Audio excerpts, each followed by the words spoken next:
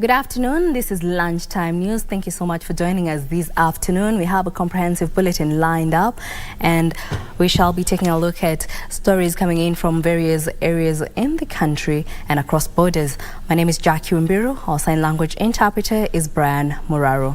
Now, to kick us off, we shall be crossing over to Naivasha, where the Senate is currently holding a high-level meeting with Council of Governors aimed at enhancing cooperation and collaboration. Governors have decried perennial delay by Treasury to release funds. The Treasury is yet to release funds for May and June, 14 days to end of the financial year. Now we shall be linking up with our reporter Kevin Washira for a detailed report. Kevin?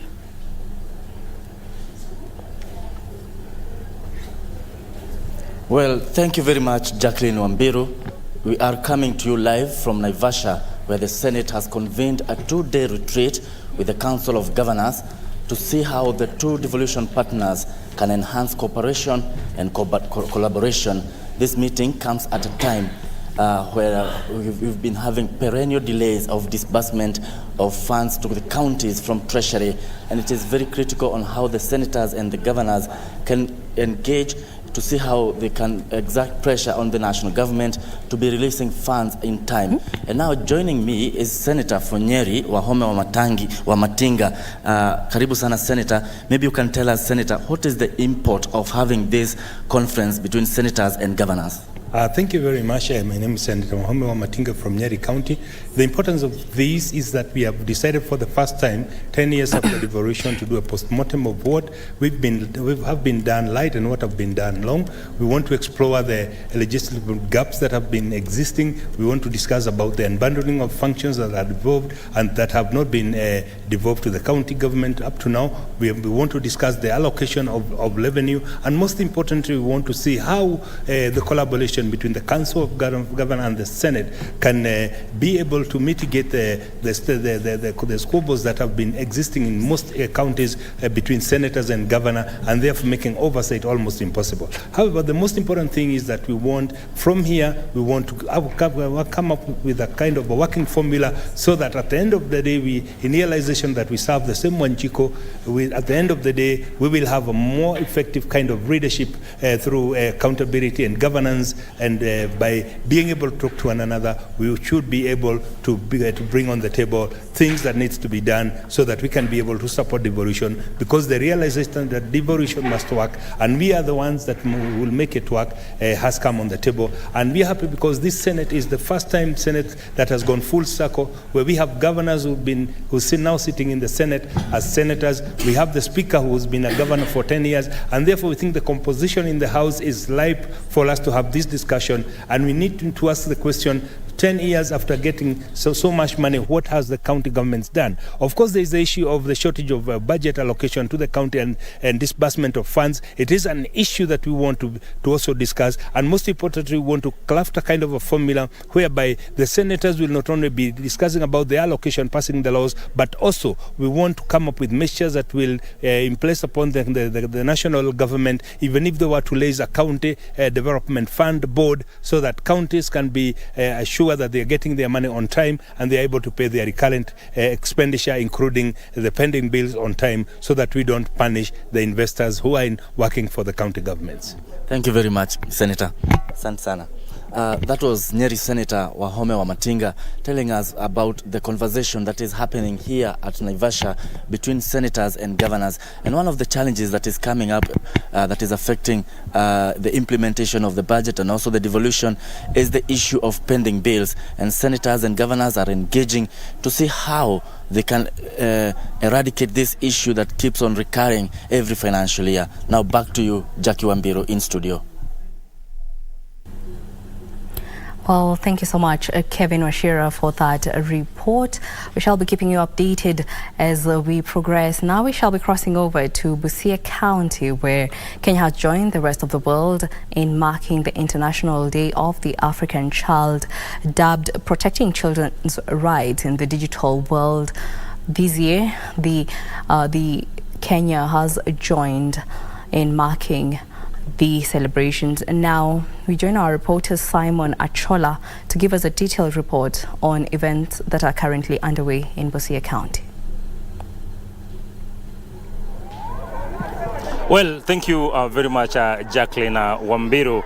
Indeed, we are in Busia County, and today we are joining the rest of the country and, of course, the world in celebrating the Day of the African Child. And today's theme is protecting children's rights in digital world. Of course, we have quite a lot that we can actually speak around digital world and the children, but just to put us into perspective exactly what is happening and how they can actually leverage on technology to ensure that they protect children's rights is Miriam Mbembe. Welcome, Miriam Mbembe. Just move closer. Who works for World Vision. Miriam, a fantastic day for the African child. Yes. Thank you so much. Today we are celebrating the Day of the African Child, and we're looking at their rights and protecting them in the digital environment. And that means that as much as we're in the digital era and ensuring that our children can access that digital platform and utilize them positively, but we're also saying that they have a right. There's a way we need to protect them so that we are not exposing them to exploitation that comes with the digital platform. When you talk about exploitation, what exactly are we talking about? But before we get there first, how then do we ensure that the African child, and especially in a country like Kenya, can actually access their rights through the digital platforms? We're talking about affordability, accessibility in terms of our children able to access the digital tablets, for example, for learning purposes. We are talking about ensuring that there's internet for the children to access learning material. Everything that is positive that comes with the digital platform is what we are actually advocating for, that let our children have learning content, but all those needs to be regulated. And so the other side is that when you talk about protection, we are saying we should be able to stop exploitation. We should be able to ensure that our children, even with the internet access, are not actually getting exposed to predators that come with the internet. We know that we have a lot that happens in the background. So we are saying that a child should be able to access the digital platform, let it be regulated, let it be guided, so that we actually are developing the child and not really exposing them, because they have a right to that. I know your organization is actively involved in terms of ensuring that children of this country can actually access information, especially in the digital world. Where are we as a country? How far are we in terms of ensuring that these children can actually, regardless of where they are, be it in Busia, the remote village in Busia, and of course in Nairobi, that they can actually access information from the digital space? Oh, thank you so much. You know, we started talking about this digital access for children long time, around 2010, 2011. And from 2012, World Vision, we've actually been working with the ministry to ensure that the learning content can actually be transmitted onto a tablet. A tablet is very easy. You do not need internet because you have an intranet type of a server that the teachers, once the material are uploaded on that, then the child will be able to access. And that accessibility has the positive parts. One of the things we've actually learned is that where we are doing the digital learning, children consistently come to school because there's a motivation to that. We also see a lot of motivation for the teachers because then it reduces the burden for the teachers versus when you have the manual books where children have to write, be marked for. The child gets to interact, engage with the tablet and learn more. There's the enthusiasm that comes with the digital engagement. Yes, fantastic. Just in conclusion, the dangers. Of course, this is a perfect platform for children to learn, and of course the small things, pronunciation, accessing information the way it's supposed to be accessed and what have you. But there's also that exploitation bit. How are we handling it? Yeah, thanks so much. While we have what we have within World Vision is regulated because we actually almost cut off the internet part and ensure that the intranet transmission is working. I think as Kenyans, as parents, as caregivers, what we need to do is to ensure that our children are actually not freely accessing sites. You know, there's a curiosity around human beings, and equally for the children. So curiosity means they will go on the net, somebody will ask them their name, they will give, where are you, they will give. So basically giving personal identification information that any predator looking for that child will actually come for them. They will be lied to, they'll be told send your photos and all that. So really that part of protecting the child, we do not expose them. When you're giving as a parent, ensure that your children are just not accessing all these sites, but you actually are helping them as part of protection, and they have a right to that. Yes. In conclusion, where are we in terms of ensuring that every child can actually access information through the digital space? Because you've actually been working around schools and helping the government in terms of access of to these facilities. Yeah, thanks so much. While we can say we've done and gone a lot of strides, I think we are still way behind because the affordability of those tablets is not across the many schools that we have. Even the content transmission from the hard copy to the electronic is yet to be done across board. I look forward to a time when Kenyans, every child will be able to access that content anywhere, whether in Turkana or in Nairobi, they will have equity around accessibility of the content. Thank you very much, Miriam. Jacqueline, that is Miriam Mbembe, Operations Manager at the World Vision, and of course she's been actively involved in the issue of ensuring that the children can actually access information through the digital space and actually creating that infrastructure that will ensure our children can actually get what they're supposed to get, of course, in their respective schools through the digital space. This is a conversation that, of course, will continue to ask relevant authorities just to ensure that indeed our children can actually get the right content from the digital space. Back to you, Jacqueline Wambiru. That was Simon Achola in Busia, where safeguarding the digital space for children. The conversation taking a center stage. Well, we shall be keeping you updated. For now, we move on. The members of the Mandera County Assembly have rejected the new offer by Salaries and Remuneration Commission, vowing to continue with their strike, led by Wargadud MCA Bishar Mokhtar, who is also the minority whip, vowed to stay away from the assembly until their demands are met. Members of the Mandera County Assembly are rallying their counterparts in other counties to adjourn sittings until the Salaries and Remuneration Commission honors their agreement. MCAs have been agitating for their rights as state officers, as similar as the state officers as other national state officers. And what they're asking is not in vain. We need them to listen to us. According to the ward representatives, they were to receive a home mortgage and car loan valued at 3 million shillings and 2 million shillings respectively under the improved terms. In the offer, the car loan was to be serviced at 3% interest rate on repayment. Where is the transparency and fairness in that circular that SRC put forward yesterday? How can they increase some salaries for a section of the MCAs and then leave the others? There's no fairness and transparency into that. And to add salt to the water, SRC added a gross salary by 10,000.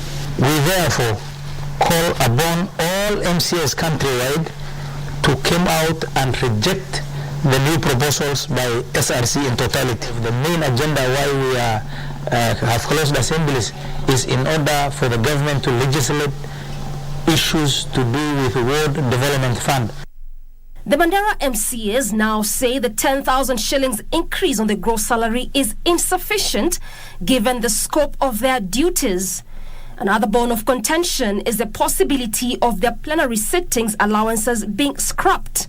This has seen county assemblies in Mandera, Nakuru, Kericho, Samburu, Embu, Narok, West Pokot, Kisii, Marsabit, Wajir, Garissa, Kwale, Tana River, Mombasa, Kajiado and Makueni shut down operations. Dorina Range for Lunchtime News. In other news, children rights activists in Busia County have raised concern over the high percentage of children exposed to gender-based violence. They say 57% of children in the region live a life of neglect, a situation that has contributed to the rise of defilement cases. Like now, this 9-year-old. Busia Director of the Children's Department, Esther Wasige, says Busia County has the highest percentage of child neglect cases. This, she says, has led to an increase in sexual violence cases among children. Busia County, swala la child abuse, especially neglect, liko juu sana. Lakini tunajua kwamba nikikwambia mtoto amedhulumiwa kimapenzi, kulikuwa na neglect mahali. Si ni ukweli? Nikikwambia mtoto amesubjectiwa kwa child labor, kwa ajira ya watoto, ni kumaanisha kulikuwa na neglect mahali. So neglect ndio inakuwa juu sana. Wasige noted that children's rights continue to be violated and those found culpable of children-related offences should be brought to book. Speaking during a meeting that brought together children's rights organizations in Busia, REAP Director Mary Makoha called on the judiciary to help in the fight against child abuse by bringing justice to those violated. Tungependa kuwa na mahakama ambayo itashughulikia visa vya ubakaji hasa wa watoto, kwa sababu unapata ya kwamba wakati hizi kesi zinapelekwa kwa koti ya kawaida zinachukua muda mrefu sana. Community Empowerment and Development Center Director Francis Namujo noted poverty is a major contributor to child neglect, calling on both county and national governments to intervene and elevate the living standards of the people. Serikali inafaa ikuje na miundo msingi iliyo bora ama inayoangazia hali ya ekonomia ama financial support to women, especially in the Department of Agriculture. Beatrice Gatonyenge-Tich, Lunchtime News. Residents of Lokitaung and Kairis in Turkana North sub-counties have protested the revoked transfers of 2 long-serving head teachers in the region by the Teachers Service Commission. They took to the streets in the 2 major trading centers demanding that TSC executes its constitutional mandate without political interference. Residents of Lokitang and Kairis in Turkana North sub-counties carrying placards protested the move by the Teachers Service Commission TSC to revoke the transfers of the 2 head teachers who have served more than a decade in the institutions as politically instigated. They accused the 2 school heads of dismal performance, mismanagement of funds and poor working relations with the school management boards among others. Shule sio mali ya kufanyia siasa. Lakini the same politicians ndio wanarudisha walimu wao wenye wanahusika na mrengo yao ndio wanarudisha kwa shule. Na hatutaki namna hiyo. Na hizi uchungu ni kwa sababu gani hii shule kubwa mama ya mashule yote imekufa na mashule ndogo sina grow? Kwa nini? Huyo mtu tutamwachia hii shule na tutoa watoto wetu hapa tupeleke shule. Sisi kama jamii tungelipenda hii shule kuwe na mabadiliko. Tunahitaji walimu wapya wakuje ndio pia tuone kazi yao. Mwanasiasa mwenye alienda kwa ofisi ya TSC ya Nairobi, tunataka kusema hivi. Sisi kama watu wa Lokitang ni kama hatukujui. Kwa sababu gani? Wewe ni mmoja wale wanafunzi walisoma hii shule ya Lokitang Primary na bado unataka kuua hii shule. Police officers were forced to intervene and disperse the angry residents who voted not to allow the head teachers back to the schools. Michael Mondiga for Lunchtime News. 8 residents of Majengo Estate in Narok County have been arrested over illegal water connections following a crackdown by the Narok Water and Sewerage Service Company. This is after it emerged that the county loses 40% of its water revenue to illegal connections. During the inspection conducted by Narwasco, officers and the newly constituted water police, residents were also sensitized on the need to follow the right procedure when undertaking water connection. The crackdown is expected to be conducted in all major towns including Ololunga, Suswa and Kilgoris, where the company supplies water. Hiyo ndio wanatoa wanarudisha.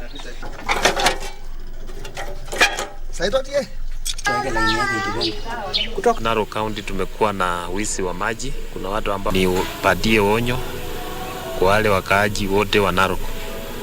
Sasa tuko na specific team ya kushika wale ambao wanafanya illegal connection na wale ambao hawalipi bills.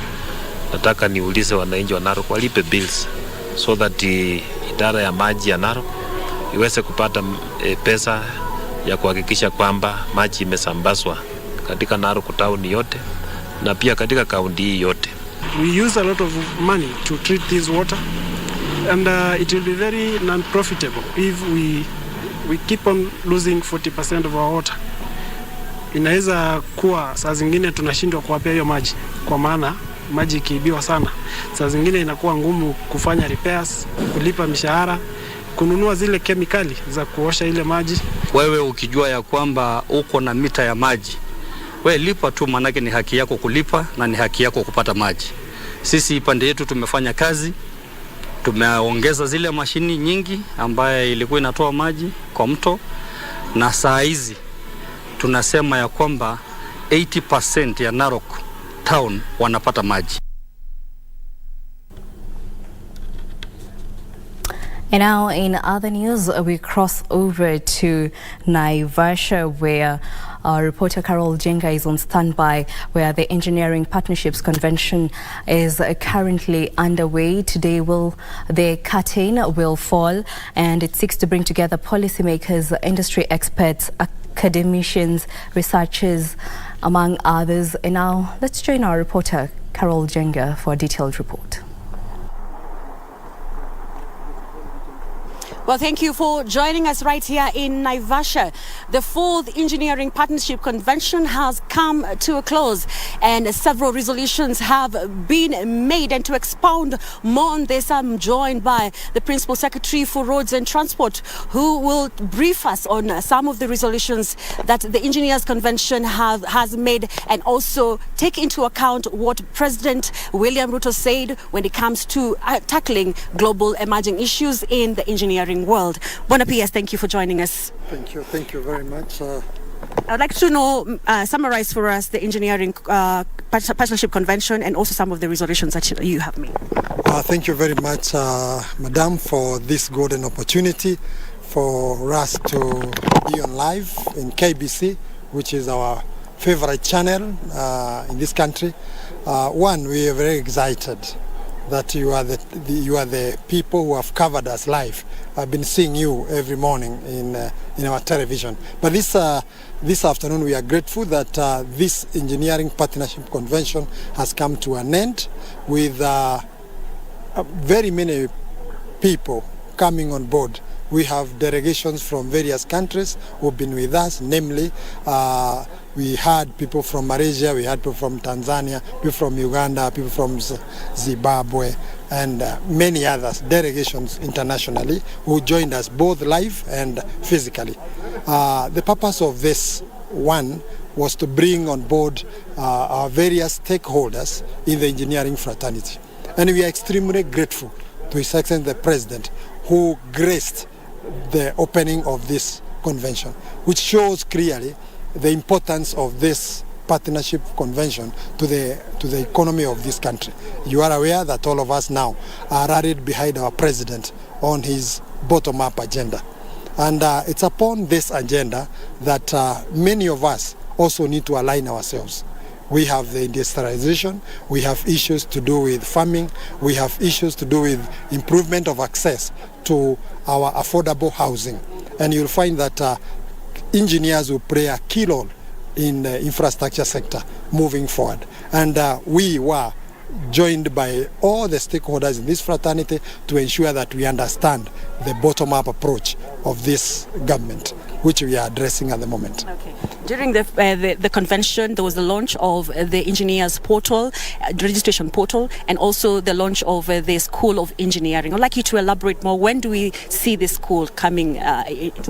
One, we are grateful that the two portals, one, the registration of engineers, and also the project portal, where all engineers now will be expected to upload all their data on the project that they are taking on board in this country. And any client can now, at a touch of a button, from 1st of July, be able to address the issue of confirming whether the engineer he's calling an engineer is an authentic engineer. That's one.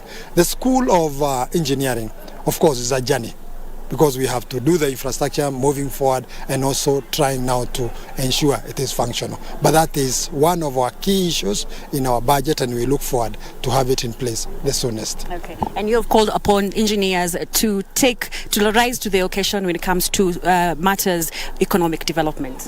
Yes, because engineers are solution solvers, problem solvers. They are supposed to give direction on some of the issues that the community is facing. Like now, we are faced by starvation. if we need to produce our foodstuffs in mass, it is the engineers to come up with a mechanized way of doing it. So we will have to solve some of the problems that we are going through by actually participating fully in this country's agenda. The other one, you know that many of our clients have felt hurt when they have had their structures coming down. They crack, they fall, they have damages, and we need now to rise to the occasion and ensure that some of those demolitions or some of those buildings that come down is a thing of the past. So that now we also try and ensure there is professionalism in the building industry across the board. Okay. There was also the issue of tackling emerging issues such as climate change and also other areas. Maybe you can mention a little bit about that. We have called upon all our stakeholders in this fraternity to ensure that we participate fully in the climate change affairs. We should now even start ensuring that we are involved even in the feasibility of some of our projects to ensure that we cover some of the resilient issues that are required in the project implement, to ensure that at the end of the project we just don't have just a building, but we have a building that conforms to some of our environmental issues, including our roads. We have to ensure that even some of the issues that were ignored in the past, like now ensuring that the road comes out with grassing, comes out with trees that are really an enabler to some of the climate issues, that they are addressed during the implementation, and even in the feasibility and the design of our projects. Okay. What of the Washington Accord? I know you're on the journey. Yes. Thank you very much. On the Washington Accord, we all agree that that is the norm. There's the direction we should all take. We need our engineers to be recognized internationally, and going by the move that now the EBK has taken, we need to have Kenya moving to the Washington Accord, being credited to the Washington, so that now our engineers internationally can be recognized and they are able even to access jobs across the board, so that now when they apply for consultancy in other countries, they are credited and they can be accepted fully. Thank you, Bonapias. Yes. Okay, that has been the Principal Secretary for Roads and Transport speaking to us about the Engineering Partnership Convention, which has just come to a close. It was a 3-day convention where engineers from all over the world, all over the African continent came here, converged here to talk about engineering matters. Back to you in studio. Well, that was Carol Jenge with conclusions and recommendations of the 4th Engineering Partnerships Convention, dubbed Transforming Kenya's Economy, Engineers' Contribution to Development. On that note, we'll take a short break. Don't go too far, we still have more news coming up.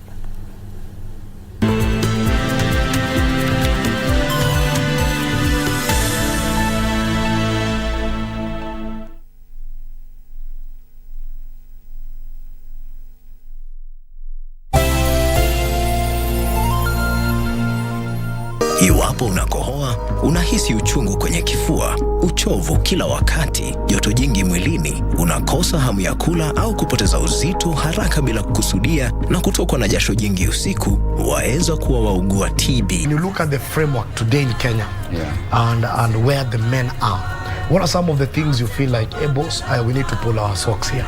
If masculinity is defined by how many women you have, they said 40 is the new 30, the new 20.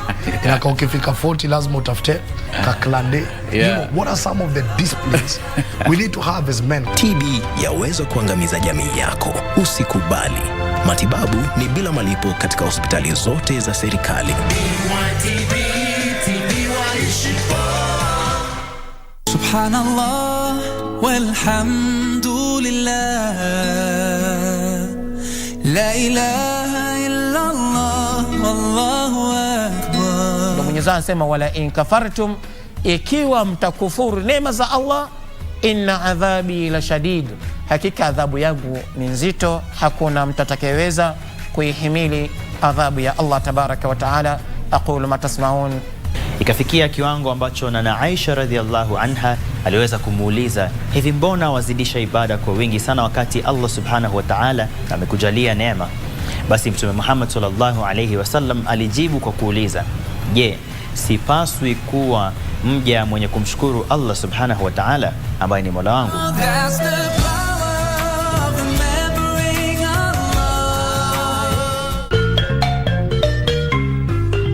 Wiki hii kwenye Mkulima tutaangazia ukuzi wa strawberry, kisha tukuze pyrethrum. After transplanting, kwanza tunatoa maua for the first 45 days. Kwa kwanza 45 tutakuwa tunatoa maua ili ya kuweza kupatia hiyo mmea nguvu ya kuweza kutoa matawi na kuweza pia kutoa matunda for hiyo season inakuja.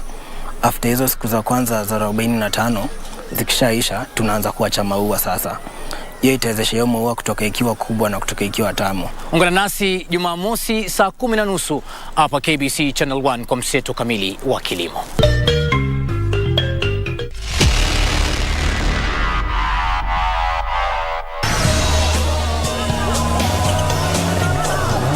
After suffering a puncture on stage and losing a wheel, the Englishman dug himself in deep sand at the service park and was unable to get out.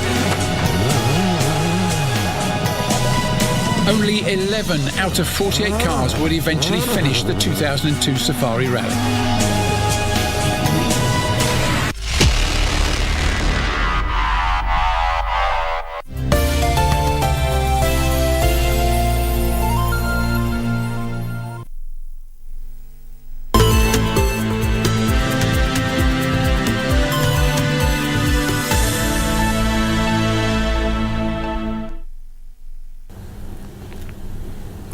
Welcome back. This is Lunchtime News. Now, in other news, we shall be crossing over to the corridors of justice where Embakasi East Member of Parliament Babu we know has denied shooting Felix Orinda alias DJ Evolve while defending himself in the DJ Evolve shooting case. While giving his testimony, Babu claimed he has spent over 50 million Kenya shillings in medical care and bills on Felix Orinda, alias DJ Evolve.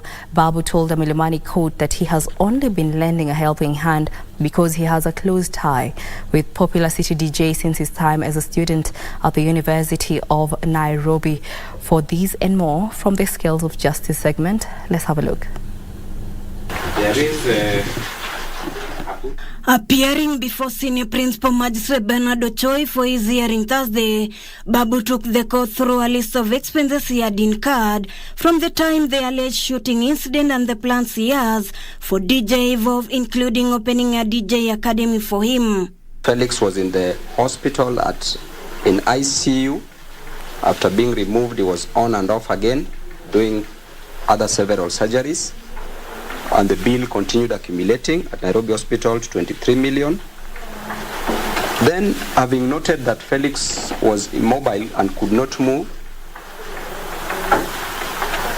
I decided to buy him a house at Kilimani, an apartment, and I've done this for 37 months so far up to date. However, Babu had a difficult time when the state prosecutor James Gashoka challenged his philanthropic deeds to the DJ, stating it was an admission of guilt. Decided to look what this is. It's because you knew your actions. Now, Your Honor, I did that in the capacity of a leader because people was scampering around, and as a leader, one of the sole responsibility leadership is about others, Your Honor. The main reason why I'm a leader is for others. 5 witnesses have been lined up by the defense for the hearing on 22nd June 2023. And the High Court in Meru has ordered the Meru Public Service Board not to advertise the position which was being held by Silas Gitonga as senior licensing officer at Meru County Alcoholic Board until a case at the High Court is determined. I allow the request to reserve the position until I render my position. Justice Makau will give his ruling on 30th June 2023. Elsewhere, East African Court of Justice now says 250 cases are pending before the court, with more than 90% of the court decisions having been implemented. The ESCJ cannot pretend to be supreme to all the Supreme Courts in terms of everything. For us, we are supreme in terms of interpretation of the treaty. Finally, a Shanzu court has ordered that 64 victims rescued from Shakahola Forest be returned to Sahajanat Rescue Center. Shanzu Senior Principal Joe Omido directed that the 38 women and 27 men be subjected to mental assessment. Now, as regards feminist Mwama, I order that she remains at Shimolatewa Women's Remand and the matter be mentioned on the 20th of June. Ruth Wamboi for Lunchtime News. Kilifi Governor Gideon Mung'aro has ordered the opening of all beach access roads closed by investors. The governor was speaking from his office where he announced a joint exercise with the Department of Lands targeting wrongfully closed beach access roads for demolition. The investors have been asked to either bring down the barriers voluntarily or face county graders. Kilifi Governor Gideon Mung'aro says the county government is beginning an exercise with the Department of Lands to free up beach access roads that have been closed. While issuing a stern warning to investors abetting the vice, the county boss said failure to bring down the barriers willingly will attract action from the authorities. Kila mtu ambaye mfanyabiashara amefunga barabara ya beach tutavunja. Kwa hivyo yeye achukue warning kutoka kwangu. Kama umefunga barabara kwenda baharini ya wananchi, tutaifungua na greda. His statement came even as a section of youth in Malindi stormed the public beach access road that had been closed down by an investor and demanded the immediate opening of the same. Tumeona huyu amezibanjia. This is just a caretaker yazibanjia. The same problem you're having here is the same problem you're having the other side. Hii njia tulikuwa tunapita bila wasiwasi wowote. Lakini to my surprise leo naona kumewekwa mawe hapa. What is this? What is this? Sasa kuna watu wanajifanya mababe, wana pesa, wanatuzibia barabara, wanatuzibia sisi opportunity ya kazi kama vijana. Je, wanataka tuwe wizi? The confrontations almost got physical and required intervention of senior citizens to restore calm. Yusufar reporting for Lunchtime News.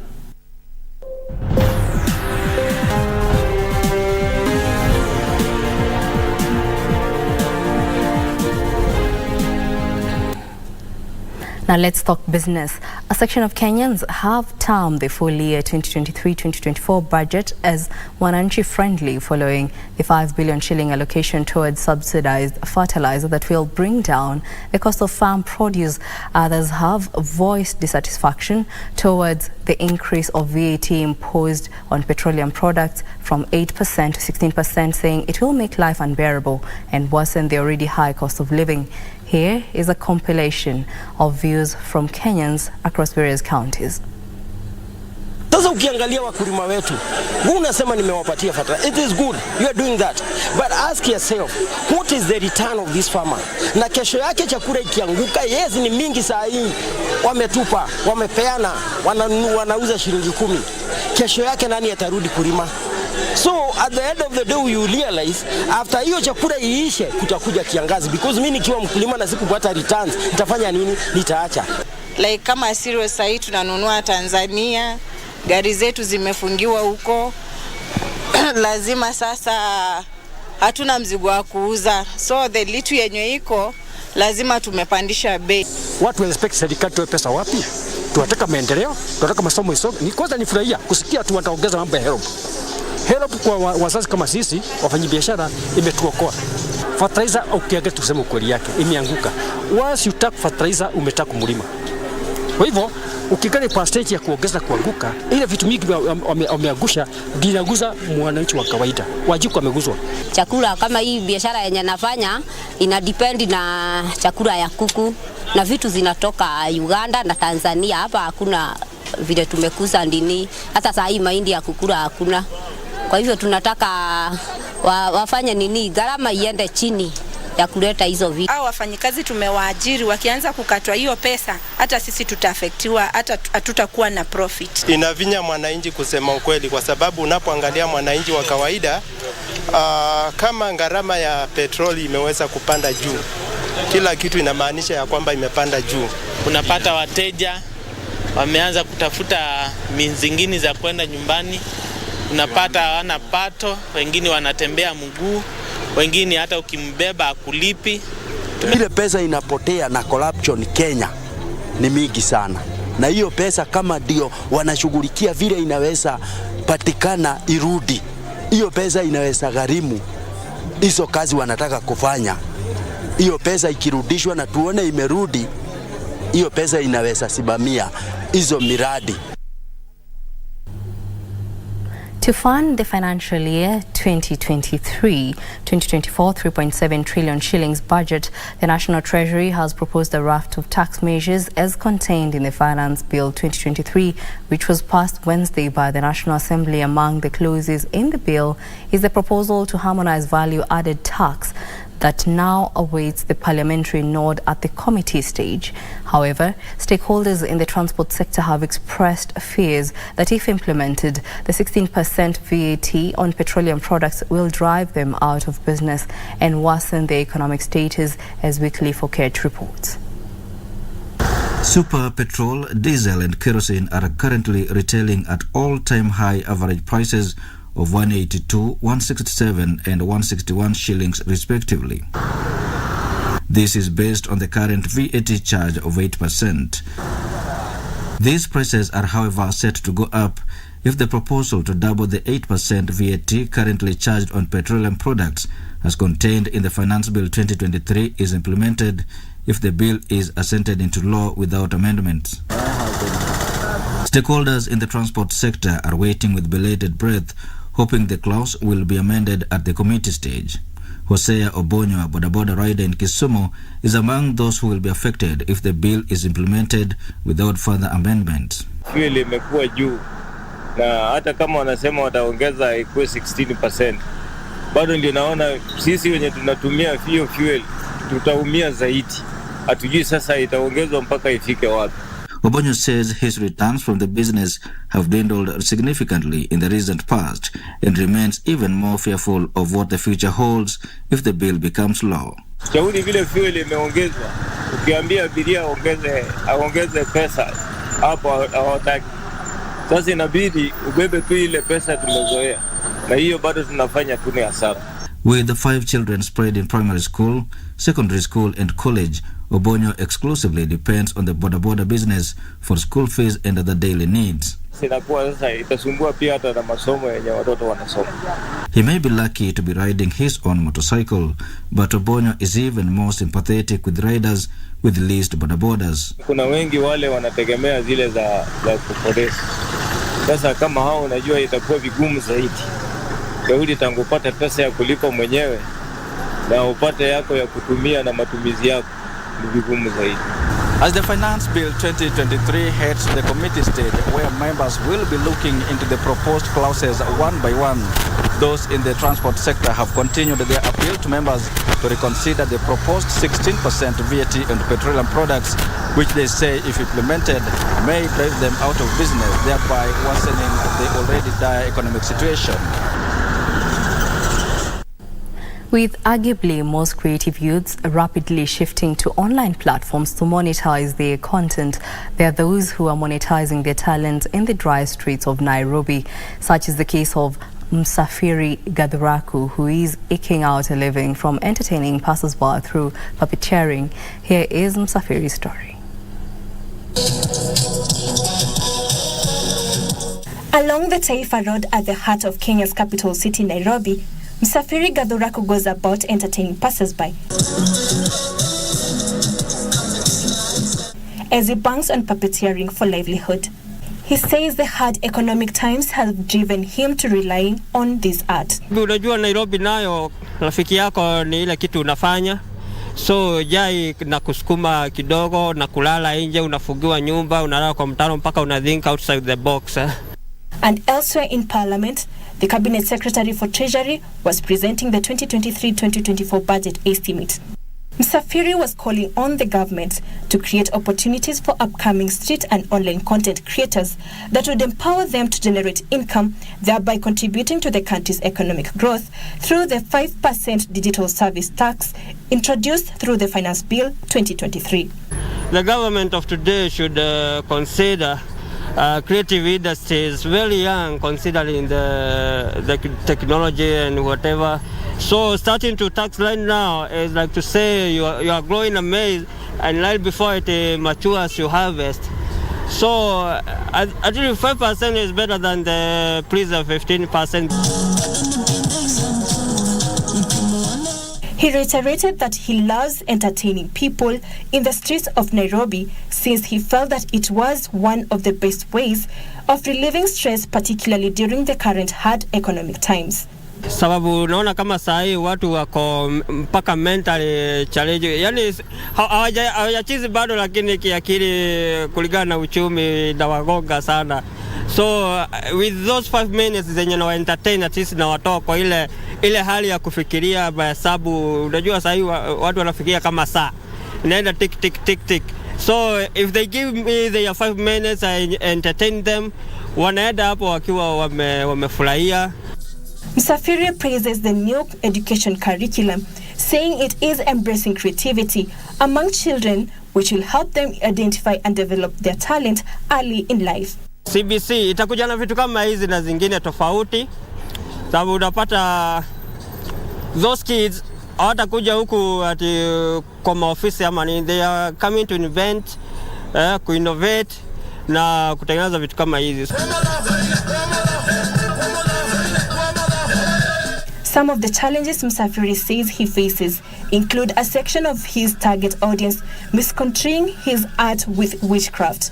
He also claims that there are those who dismiss his hustle as a mere public nuisance. Challenges ziko mob, for example, venye nimekwambia kuharakishwa na authorities.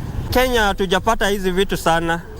So in any time, in any place yenye unaingia, hashidwa huyu ni mganga kutoka wapi. Unatoa hadi ndani unaandikwa obstruction. But I get it ni venye haijakuwa, so with time I think tutaadapt hii maneno. The creative industry has been given priority by the government, where artisans like Gaduraku are going to receive support. Reporting for Channel 1, I am Sylvia Gatti. Well, now we move on. The government should consider investing more in power transmission infrastructure to reduce electricity costs. Jana's Continental Group CEO Rikin Shah says high system losses is affecting investment in the electricity value chain. The National Treasury has in this year's budget proposed a raft of measures aimed at managing the debt owed by Kenya Power. Among the proposals, the utility company is to transfer its transmission lines and assets to Kenya Electricity Transmission Company.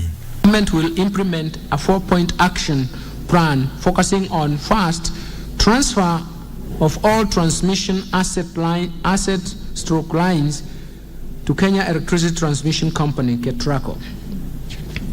Second, the government will settle outstanding rural electrification schemes, RES operations, and maintenance cost, which has a deficit of 19.4 billion. Jana's Continental Group believes there is need to maintain and improve power transmission infrastructure to minimize electricity system losses. Currently, electricity system losses in Kenya is 23.9% against a recommended 10%. Kenya Power has been tasked with reducing system losses to 16% by the next revision of electricity tariffs in 3 years. Transmission losses is the biggest problem for a lot of countries. I mean, if you think about Kenya, which is doing very well, generally speaking, but still has a transmission losses of more than 20%.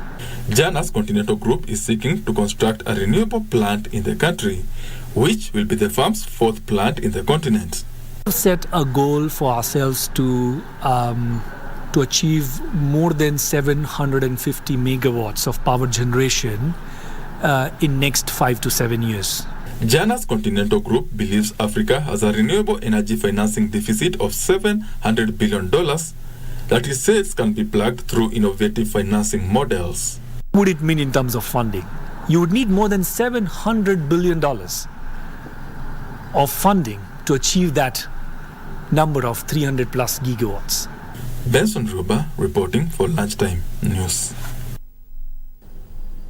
Members of East African community have been challenged to address the tariff barriers inhibiting the free movement of goods and services, as well as persons across the trading bloc. Speaking during the launch of SCAN 2023-2024 Kenya, Trade Principal Secretary Alfred Ombudo urged EAC member states to bridge information gaps that derail business. He said trade was a key driver of economic growth.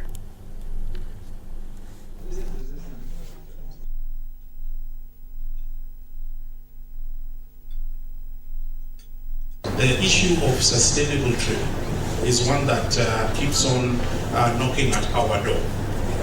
It is clear that notwithstanding the fact that we are trading, that we need to perhaps make stronger moves to trade sustainably.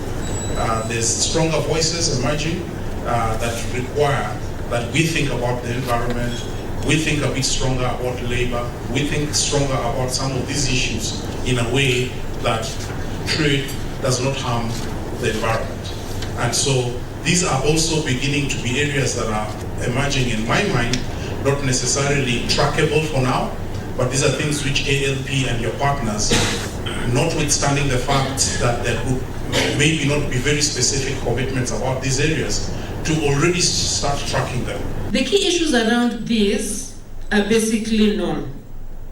As much as we talk about these protocols and the legislations around them and all the progress that we have made, if you went to the border of Kenya and Uganda today and spoke to maybe a woman cross-border trader there, they have no idea that there is a simplified certificate of origin that they can actually use. Yeah. And the regulation is about what? Lists occupational groups. Establishes a very cumbersome procedures. Yeah, you have to go, have an entry pass, then you have to get a work permit, you have to wait for this the work permit. Even if a Kenyan is on the list, on the positive list, yeah, in the occupational group, which is listed in the schedule of commitments, yes, you can move. I invite Eric and Professor to take their seat. East African Community member states on Thursday afternoon read their budget simultaneously as per the EAC treaty. This was the exception of Burundi, South Sudan, and the latest entrant, the Democratic Republic of Congo. Tanzania had the second highest budget after Kenya, followed by Uganda and then Rwanda. Thursday afternoon, finance ministers of Tanzania, Uganda and Rwanda read their budgets simultaneously. Tanzania, which is the second largest economy in the trading bloc after Kenya, unveiled a 44 trillion Tanzania shillings budget, which is equivalent to 2.5 trillion Kenya shillings. Tanzania's budget is up 7% from an equivalent of 2.3 trillion Kenya shillings. Tanzania's finance and planning minister said an equivalent of 583 million Kenya shillings will be used to service the nation's debt. Miradi ya huduma za jamii. Ameendelea kusimamia deni la serikali na kulipa madai yaliyopita. Ameendelea kufanyia kazi maslahi ya watumishi wa umma na wastaafu, na ameendelea kukuza demokrasia nchini na diplomasia ya uchumi. Hali hiyo inadhihirisha kuwa hakuna kilichosimama, bali vimeongezeka isivyoweza kusimuliwa. Tanzania's total national debt stock, which included both public and private sector debts, stands at 5.6 trillion Kenya shillings. Speaker, in my statement, In Uganda, the finance minister announced a 52 trillion Ugandan shillings budget, which is about 1.9 trillion Kenyan shillings. This is an increase of 37 million shillings in spending compared to the 2022-2023 financial year. Out of this year's budget, about 644 million Kenyan shillings has been earmarked to service Uganda's debt, presenting an increase of 75 million Kenyan shillings from the previous financial year. By April 2023, we have recorded a traded surplus with our East African community trading partners of shillings 1 billion, no, of US dollars 1 billion. Tanzania remains the only East African trading partner where we recorded a bilateral trade deficit of US dollars 154 million. In Rwanda, the country's finance minister unveiled a 5 trillion Rwandan franc budget equivalent to 612 billion Kenyan shillings, which represents an increase of 6% compared to the 2022-2023 budget. The finance minister said overall, domestically mobilized resources plus external loans that the country will repay account for about 76% of the total budget for 2023-2024. Burundi's finance, budget and economic planning minister tabled his country's budget estimate on Tuesday. South Sudan cabinet passed a 1.8 trillion Sudanese pound equivalent to 1.9 trillion Kenyan shillings, but this is yet to be tabled in parliament for approval. The Democratic Republic of Congo is yet to adjust its budget reading in harmony with the EAC.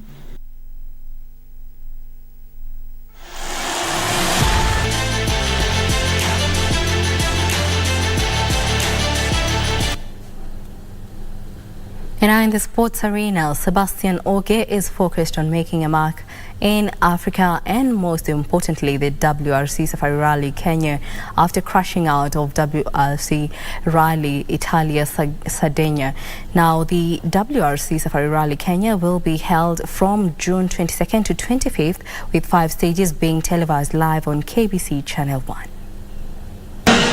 Sebastian Ogier crashed out of Rally Sardinia as a result of muddy boot slipping off the brake pedal caused by last-minute wheel change.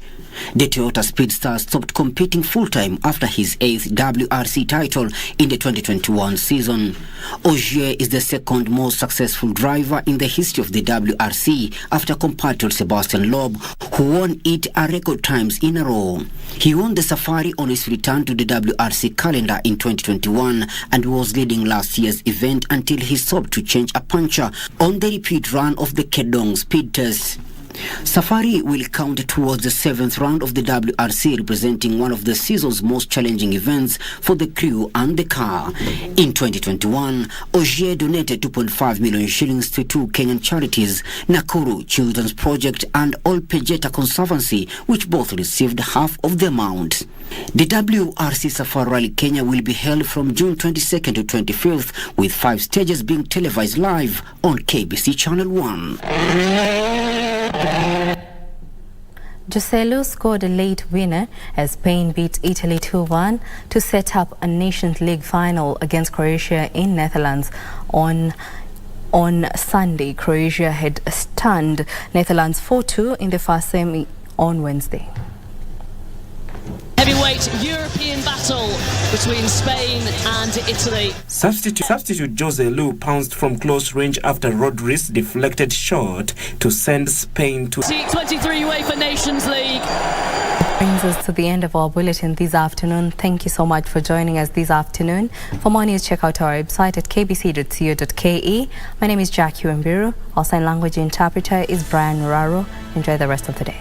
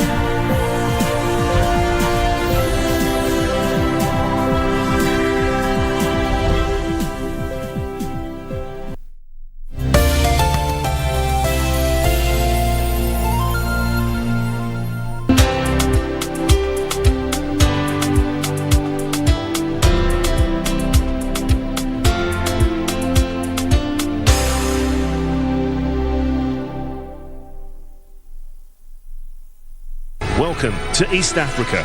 This is Safari Rally Kenya. The WRC Safari Rally is set for June 22nd to June 25th in Naivasha. This year's event, the 7th leg of the WRC calendar, consisting of 19 stages, will see drivers, among them defending champion and series leader Khalid Vanpera, battle in what's considered as the toughest rally in the world. KBC Channel 1 will bring you the action to your living room, where a total of only 5 stages will be broadcast live on KBC Channel 1 and the Shakedown exclusive on our Facebook page. Catch the WRC Safari Rally on KBC Channel 1, your true sports partner.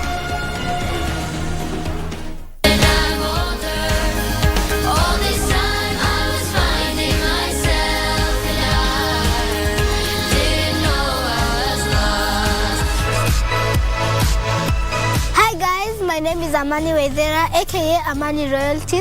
I've participated in Miss Earth, Miss World, Miss United World, and the new baby is Little Miss Fashionista 2023. I wonder where he is going for holiday. And when you're going for holiday, what do you need? Do you carry anything? A treated lambda sheeted, a treated lambda sheeted. Today I'm going to show you guys on how to make the yummiest sauteed potatoes at the comfort of your home.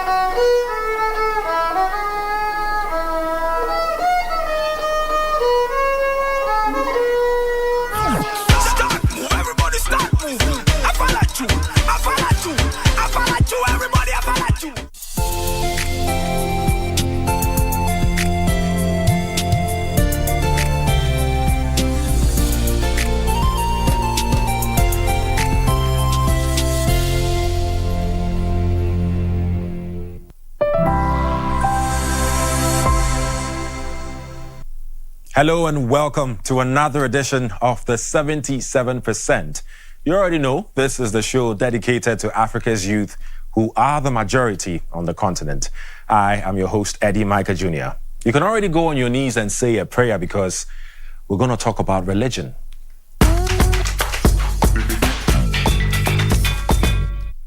Now, religion can be a way for people to seek solutions or find inner peace when life hits them with so many challenges. But some preachers can exploit this. Let's find out.